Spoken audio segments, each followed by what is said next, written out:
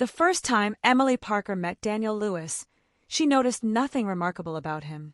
He was just another colleague her husband Brian had invited over for dinner, polite, well-dressed, with a quiet sense of humor that complemented Brian's more boisterous personality. His wife Sophia was elegant and soft-spoken, with a disarming smile that made Emily feel immediately at ease. Don't forget to like the video, share your thoughts in the comments, and subscribe to stay updated with our latest stories. Brian speaks very highly of you, Emily said to Daniel as she passed him the salad. He says you saved the Henderson project. Daniel waved away the compliment. Your husband is being generous. We all put in the hours. Daniel redesigned the entire proposal overnight, Brian interjected, clapping his colleague on the shoulder. The client was ready to walk, and he pulled a miracle. Emily watched Daniel's expression, the slight discomfort with praise, the way his eyes briefly met hers before looking down at his plate. There was something refreshing about his modesty compared to the eager self-promotion that characterized most of Brian's work friends. That night, after their guests had left and she was loading the dishwasher, Brian wrapped his arms around her from behind, nuzzling her neck. They're great, aren't they? I told you you'd like them. They are, Emily agreed, leaning back against him. Sophia's fascinating. Did you know she used to work in marine conservation before switching to teaching? No idea, Brian murmured, his attention already drifting as his hands moved to her hips. Daniel mentioned their anniversary is coming up. 5 years. Remember when we hit 5 years? Emily smiled, though a part of her tensed. Their own 10-year anniversary had passed 3 months ago with little fanfare. Brian had been in Chicago for a conference, calling with apologies and promises of a proper celebration later. Somehow, later, had never materialized. I remember, she said quietly. The following weeks brought a flurry of activity. Emily's graphic design business was flourishing, with 2 major clients requiring complete rebrands. Brian was pulling long hours on a new development project.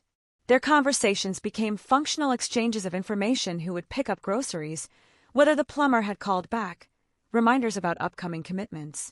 It was during this period that Emily bumped into Daniel at the local coffee shop. She spotted him in the corner, hunched over a laptop, his brow furrowed in concentration. Working remotely today? She asked, stopping by his table. Daniel looked up, momentary confusion giving way to recognition. Emily. Yes, sometimes I need to escape the office noise. How are you? Something in his genuine interest made her linger instead of politely moving on. When he gestured to the empty chair across from him, she found herself sitting down. Busy, she admitted, but good busy mostly. How about you? Sophia mentioned you might be up for a promotion. Daniel's expression shifted. She's optimistic. I'm not sure I want it, to be honest. Really? Brian would kill for that senior partner position. That's because Brian knows exactly what he wants, Daniel said, closing his laptop. Always has. Me. I'm still figuring it out. Their coffee stretched to an hour, then 2. Emily found herself sharing frustrations about a difficult client, while Daniel described a creative block on his current project. When she suggested an approach that might help, his face lit up. That's brilliant, he said. Would you mind sketching that out? I'm having trouble visualizing it. Emily grabbed a napkin, quickly drawing a rough concept. Their fingers brushed when she pushed it toward him, a fleeting contact that shouldn't have registered but somehow did. You should come by the office sometime, Daniel said when they finally parted ways. We could use your eye on a few things. Maybe I will, Emily replied, surprised to find herself meaning it. She mentioned the encounter to Brian that evening, a casual reference over dinner. I ran into Daniel today. He was working from Riverdale Coffee. Brian nodded absently, scrolling through emails on his phone. He does that sometimes. Says it helps him think. He told me about the Jefferson project. Emily took a sip of wine. Sounds challenging. Brian responded, clearly not listening. Emily felt a sudden flare of irritation. Also, I told him I'd stop by the office to help with some design elements. That got Brian's attention. He lowered his phone. You did? That's nice of you. Is it a problem? No, Brian said quickly. Just surprised. You usually avoid anything to do with my work. The comment stung with its accuracy. She had started maintaining distance from Brian's career after watching too many partners and spouses get absorbed into the corporate culture, their identities subsumed by their significant other's profession. "I'm not avoiding your work," she said carefully. "I'm maintaining boundaries." Brian's eyes met hers, and for a moment, Emily thought he might pursue the conversation, might ask why those boundaries felt necessary, might acknowledge the growing distance between them. Instead, he smiled and squeezed her hand. "Well, the team would be lucky to have your input. Daniel especially, he's been struggling with the visual elements." 2 days later, Emily found herself in the sleek downtown office of Parker and Associates Architecture. The receptionist directed her to a glass-walled conference room where Daniel was spreading drawings across a large table. "You came," he said, looking up with genuine pleasure. "I said I would." Emily set down her portfolio. "Though I'm not sure how much help I'll be." "More than you know," Daniel replied, pulling out a chair for her. "I've been staring at these renderings for days, and something's not clicking." They spent the afternoon side by side, Emily offering suggestions on color schemes and visual flow that gradually transformed the project from competent to compelling. When Brian stopped by the conference room, Emily was leaning over Daniel's shoulder, pointing out a detail on the screen. "Making yourself useful, honey?" Brian asked, his tone light but something unidentifiable flickering in his eyes. "Emily's been invaluable," Daniel answered before she could. "She solved problems I've been wrestling with for weeks." Brian's smile tightened slightly. "That's my girl. Always the artist." He checked his watch. "I've got a client call. See you at home." After he left, Emily found herself analyzing his reaction. Had there been tension in his voice? Jealousy? Or was she projecting, suddenly self-conscious about how comfortable she felt in Daniel's presence? "Everything okay?" Daniel asked, noticing her distraction. "Fine," Emily said quickly. "Let's look at that entranceway again." The work flowed easily between them. Daniel was receptive to her ideas but pushed back when appropriate, creating a collaborative rhythm that felt surprisingly natural. When they finally finished, the satisfaction of a job well done hung in the air between them. "This was really nice," Daniel said as they packed up. "Working with you, I mean." "It was," Emily agreed, suddenly aware of the empty office around them. "I should get going." "Of course." Daniel hesitated. "Would you? I mean, would it be weird if we did this again sometime? Your perspective helped tremendously." Emily knew the professional thing would be to recommend he hire a design consultant, to draw a clear line. Instead, she heard herself say, "I'd like that." On the drive home, she turned the radio up loud to drown out her thoughts. There was nothing inappropriate about helping her husband's colleague. Nothing wrong with enjoying good professional chemistry. Nothing concerning about looking forward to seeing Daniel again. So why did she feel the need to justify it to herself? Brian Parker, had always considered himself an excellent judge of character. It was one of the qualities that had propelled him up the corporate ladder at Parker and Associates, his ability to read people, to understand their motivations and leverage them effectively.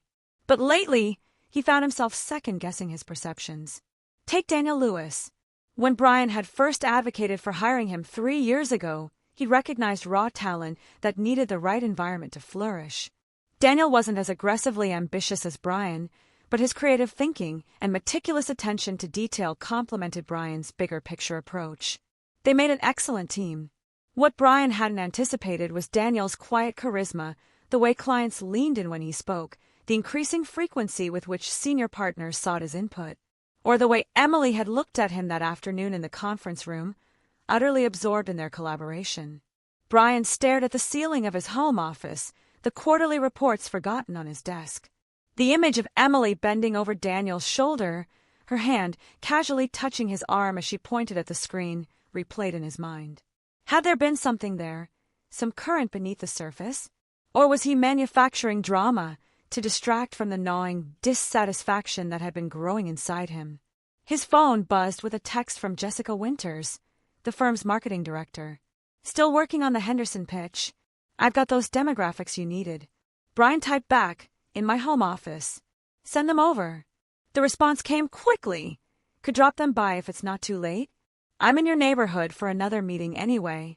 He hesitated, his thumb hovering over the screen. Jessica had been flirtatious lately, nothing overt, just lingering glances and casual touches that lasted a beat too long. In another life, perhaps he would have explored that connection. But despite the growing distance between him and Emily, despite the arguments and silences, he had never seriously considered crossing that line. "Email is fine," he responded. "Heading to bed soon." He set down the phone and rubbed his eyes. When had things changed with Emily? Was it gradual, like water slowly eroding rock, or had there been a specific moment when the current of their marriage had shifted direction? The sound of the front door opening pulled him from his thoughts. He heard Emily's keys landing in the ceramic dish by the door, her soft footsteps in the hallway. "Hey," she said, appearing in his doorway. Her cheeks were flushed, her eyes bright with the satisfaction of creative work. "Still busy. Just finishing up." Brian leaned back in his chair. "How was the rest of the afternoon with Daniel?" "Productive," Emily said, her expression carefully neutral. "We made real progress on the Jefferson project." "So I heard. Daniel sent me the updated renderings." "And they're good," Brian admitted. "Better than good. The client will be impressed." Emily nodded, hovering in the doorway as if unsure whether to come in or continue to her studio. There had been a time when she would have perched on the edge of his desk, when he would have pulled her onto his lap and asked about her day in detail. Now they circled each other cautiously, like dancers who had forgotten the steps. "I was thinking," Brian said suddenly, "we never did properly celebrate our anniversary." Something flickered across Emily's face, surprise, perhaps, or wariness. "No, we didn't.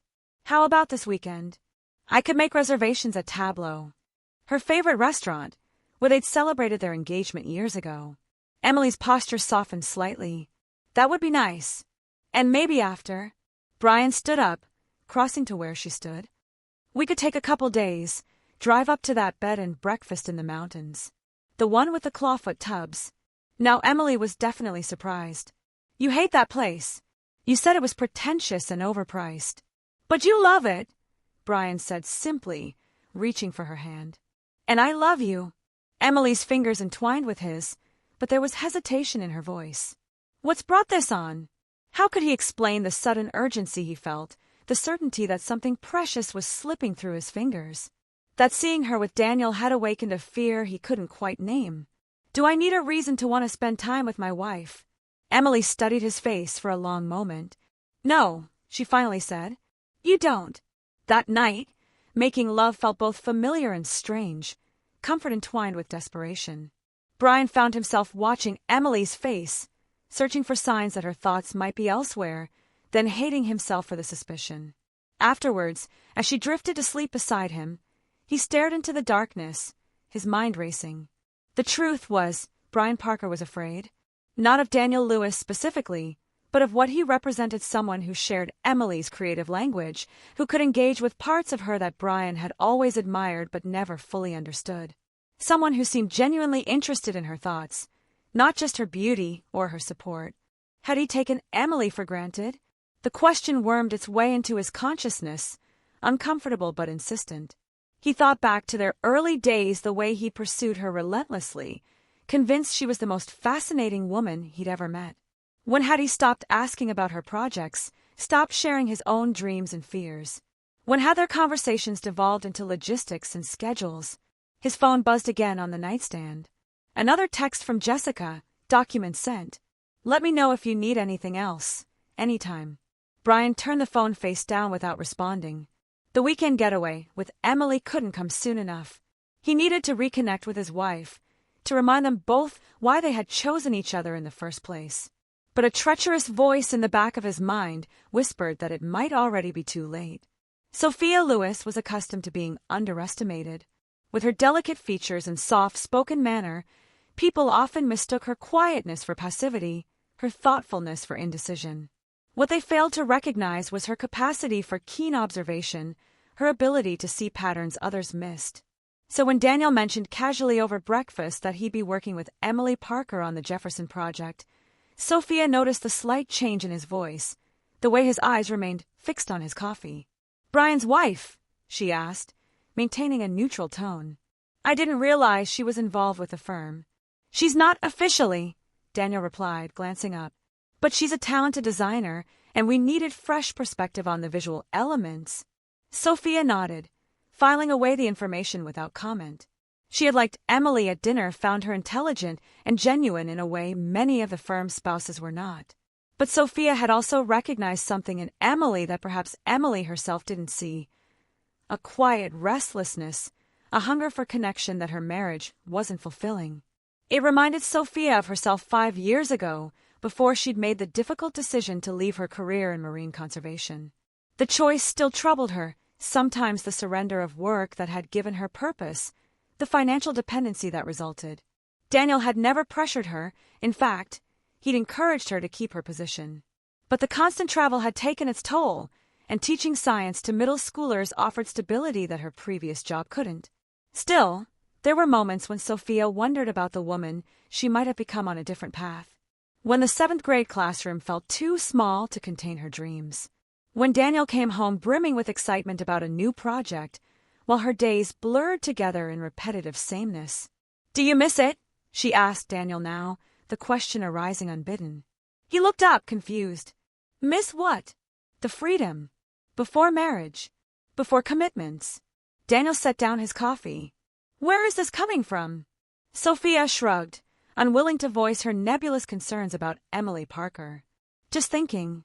Our anniversary's coming up. 5 years is a long time." "A good time," Daniel corrected, reaching across the table for her hand. "The best of my life." His sincerity was genuine. That was what made Daniel so dangerous without even realizing it. He wasn't a man who set out to deceive or betray. He was simply someone who followed his heart, who believed in emotional honesty above all else. It was what Sophia loved about him, and also what terrified her. That evening, correcting student papers at the kitchen table, Sophia found herself thinking about the early days of their relationship. They had met at a climate change protest, Daniel there to photograph it for a college newspaper, Sophia as one of the organizers. He had approached her afterward, not with a pickup line but with thoughtful questions about ocean acidification and its impact on coral reefs.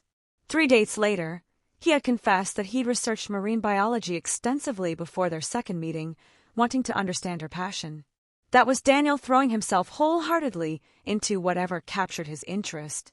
His enthusiasm was infectious, his attention intoxicating.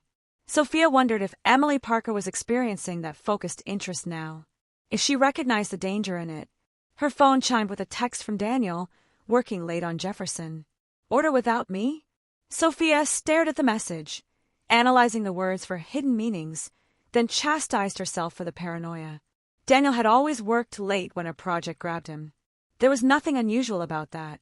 Still, she found herself typing, "With Brian?" A pause, then, "Brian's in meetings all evening. I'm solo except for the janitorial staff." The relief she felt was immediate and embarrassing. Sophia considered herself a logical person, not prone to unfounded jealousy. Yet here she was, scrutinizing innocent text messages for evidence of what? An attraction Daniel might not even recognize within himself, a threat to their marriage that existed only in her imagination.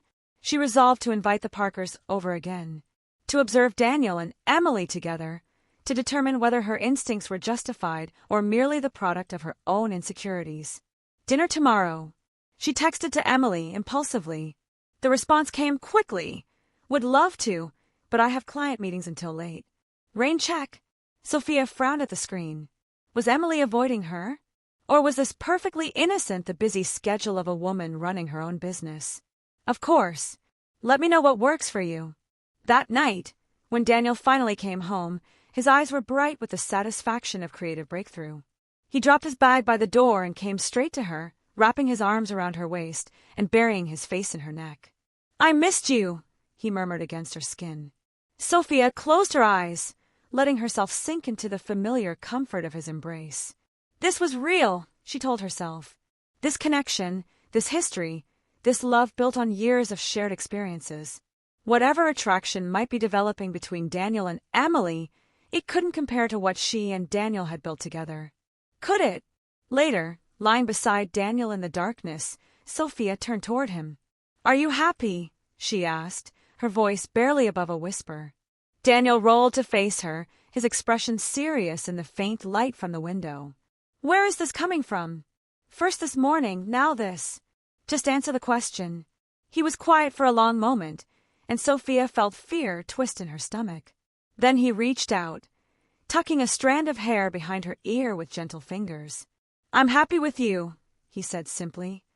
Not always with my job, or with the state of the world, or with myself. But with you. Always. Sophia searched his face for any sign of deception, any flicker of doubt. Finding none, she nodded slowly. I just worry sometimes, she admitted, that I'm not enough, that you gave up too much to be with me. Daniel frowned. What are you talking about? What did I give up? Freedom. Options. The chance to be with someone more. She struggled to find the words. More ambitious. More aligned with your world. Sophia, Daniel said firmly, I chose you. Not some hypothetical person who might better fit some external definition of success. You. And I choose you every day. His words should have comforted her. Instead, Sophia found herself remembering the look on his face when he'd spoken about working with Emily earlier, that spark of excitement, of connection. Daniel believed what he was saying, she had no doubt. But he was also someone who followed his heart, who believed in emotional truth above all else. And hearts, Sophia knew all too well, could change direction without warning. Daniel Lewis had never considered himself particularly complicated. He loved his work when it challenged him creatively, tolerated it when it became routine. He adored his wife without reservation, grateful for her intelligence and quiet strength. He maintained a small circle of close friends, enjoyed hiking on weekends, and tried to call his mother at least once a week. But lately, he found himself caught in unfamiliar emotional territory, confused by the strength of his reactions, unsure of the boundaries he'd always taken for granted. It had started innocuously enough, a chance meeting with Emily at a coffee shop, a conversation that flowed easily from professional to personal and back again. Then the afternoon in the office, working side by side on the Jefferson project, ideas building upon each other in an exhilarating creative exchange. Daniel had collaborated with many colleagues over the years, but something about working with Emily felt different. She understood instinctively what he was trying to achieve, offered suggestions that pushed his thinking in unexpected directions. They challenged each other, questioned assumptions, found solutions neither would have discovered alone. Was that all it was? Professional chemistry, creative compatibility? Then why did he find himself thinking about her at odd moments driving home, waiting in line at the grocery store, lying awake beside Sophia in the pre-dawn darkness? Why did he feel a flutter of anticipation when her name appeared on his phone screen, offering a new idea for the project? Daniel paced the length of his office, troubled by the direction of his thoughts. He had never been attracted to a colleague before, had always maintained clear boundaries between his professional and personal life. The architecture firm was full of intelligent, attractive people, and he had never once been tempted to cross those lines. But Emily wasn't just any colleague. She was Brian's wife, which made these nebulous feelings even more problematic. Brian, who had advocated for Daniel's hiring, who had become both mentor and friend, who had invited Daniel into his home and his circle of trust. The phone on his desk rang, startling him from his thoughts. Brian's extension. Daniel, Brian's voice was brisk, professional. Got a minute to discuss the Jefferson renderings? Of course, Daniel replied, forcing his voice into a neutral register. What's on your mind? They're excellent, Brian said. Some of your best work. The client is thrilled. That's great news, Daniel said, relaxing slightly. Emily deserves much of the credit. Her input was invaluable. A brief silence on the other end of the line. Then, yes, she mentioned you two had a productive session. Listen, I'm putting together the team for the Westlake proposal. I'd like you to take the lead on design elements. Daniel blinked, surprised. The Westlake project was potentially the firm's biggest commission of the year, a sustainable mixed-use development that would transform an entire downtown district. Leading the design team was a significant opportunity, one that would almost certainly cement his position for the senior partner promotion. I'm honored, he said carefully. But I thought you were planning to lead that aspect yourself. Change of plans, Brian replied smoothly. The Henderson project needs more of my direct involvement than anticipated. Besides, after seeing what you did with Jefferson, I'm confident you're ready for this responsibility. Daniel should have felt elated. Instead, an unexpected concern surfaced. Will the Jefferson team be transitioning over as well? Emily mentioned she might be available for consultation on future projects. Another pause, longer this time. I think it's best if we use in-house talent for Westlake, Brian said finally. Emily's schedule is filling up with her own clients. I wouldn't want to impose on her time. The disappointment Daniel felt was disproportionate and concerning. Of course, he managed. That makes sense. After hanging up, Daniel sat motionless at his desk, trying to untangle the knot of emotions in his chest. Was Brian deliberately separating him from Emily? Had he noticed something in their interaction that Daniel himself was struggling to define? His phone chimed with a text message from Emily. Just saw the client feedback on Jefferson. Congratulations. They love it. Daniel smiled involuntarily, his fingers hovering over the keyboard. What was the appropriate response? Professional appreciation? Friendly warmth? Something that acknowledged the unique connection they'd formed without crossing into inappropriate territory? Couldn't have done it without you, he finally typed. Your vision elevated the entire concept. Her response came quickly. Mutual Admiration Society. Coffee next week to celebrate? Daniel stared at the message, his heart beating uncomfortably fast. Coffee was innocent enough colleagues met for coffee all the time. But he couldn't shake the feeling that accepting would be taking a step onto a slippery slope. Before he could decide on a response, another message appeared. With Brian too, of course. And Sophia if she's free. The clarification both relieved and disappointed him, a contradiction that only deepened his confusion. Of course, Emily had meant a group celebration. Nothing inappropriate about that. Sounds perfect, he replied. I'll check with Sophia and confirm. Setting down his phone, Daniel rubbed his temples, frustrated with himself. What was happening to him? He loved Sophia. Their marriage wasn't perfect, whose was? But it was solid, built on mutual respect and genuine affection.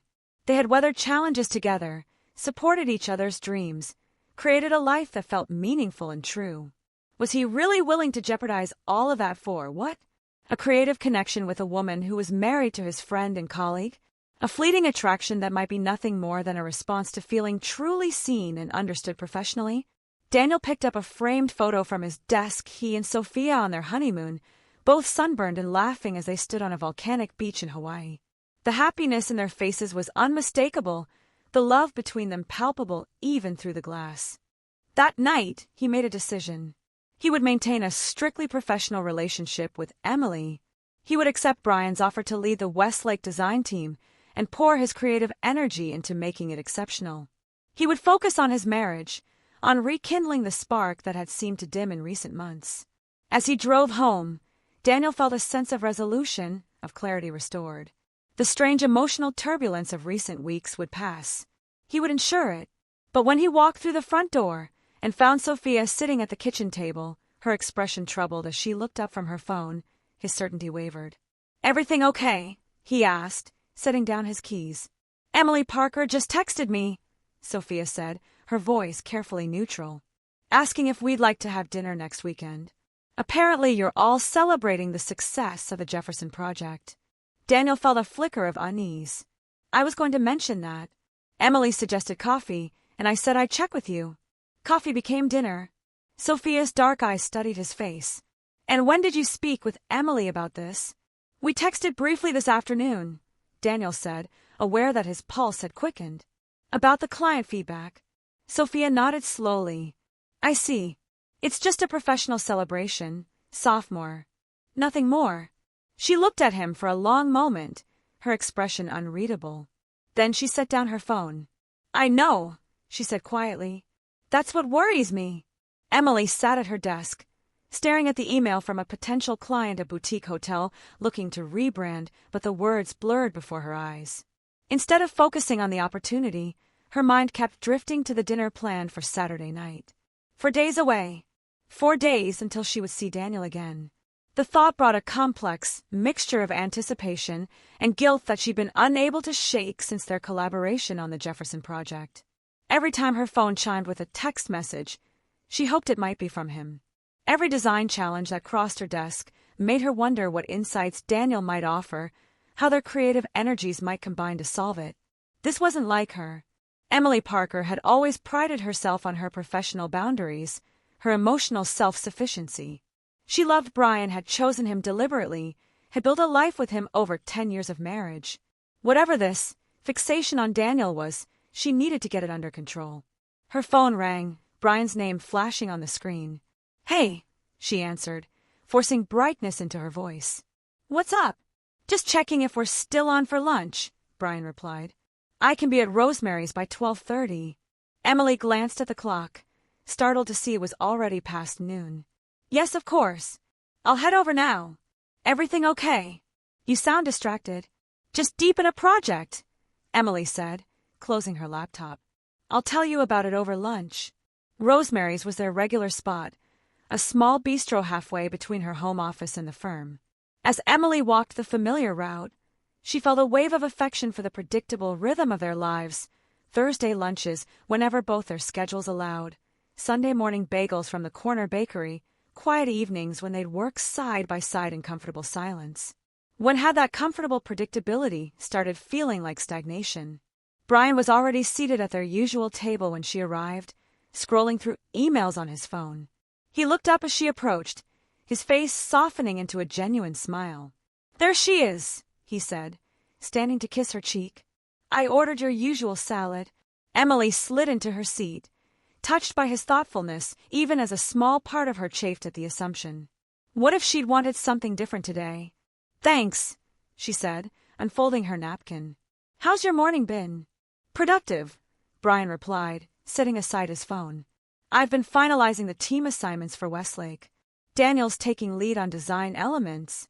Emily felt a little jolt at Daniel's name, then immediately chastised herself for the reaction. "That's great for him. He must be thrilled." "He seemed pleased," Brian agreed, his eyes steady on her face. "I considered suggesting he bring you in as a consultant, but I didn't want to presume. Your business is taking off, and I know how you feel about maintaining separation." The offer hung between them. Emily took a sip of water, trying to sort through her conflicting impulses. Working with Daniel again would mean more of that intoxicating creative partnership, more moments of connection that left her feeling energized and seen. But it would also mean navigating the growing complexity of her feelings for him, potentially exposing herself to situations that tested her resolve. "That's thoughtful of you," she said finally. "You're right that my schedule's getting packed. But if Daniel needs specific input, I'm happy to help now and then." Brian nodded, his expression revealing nothing. "I'll let him know." Their salads arrived, providing a welcome distraction. Emily deliberately steered the conversation toward neutral territory, a new restaurant they wanted to try,